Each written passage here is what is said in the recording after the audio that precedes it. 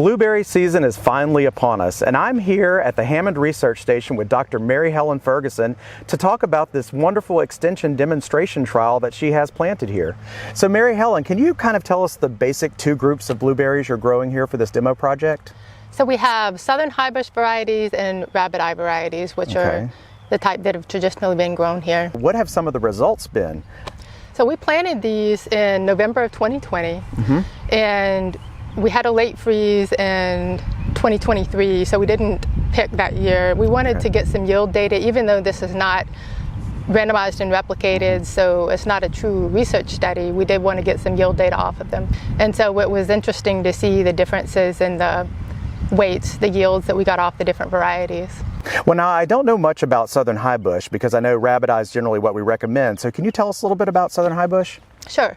So southern highbush tend to ripen earlier.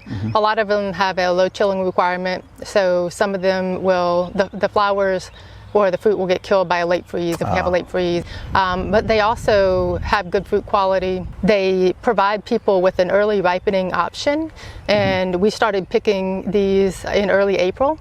So when can we expect the rabbit eyes to start coming in? Last year, Premier, which is the earliest of our traditional rabbit eyes, started coming in around May 20th. And so which probably will be around the same time this year. And we harvested until early to mid-July last year on our rabbit eye varieties. So what were your top producers of the rabbit eye varieties?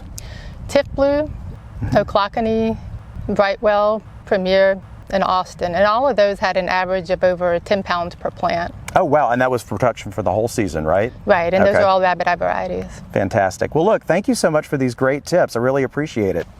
For Get It Growing, I'm Jason Stagg with Dr. Mary Helen Ferguson for the LSU AgCenter.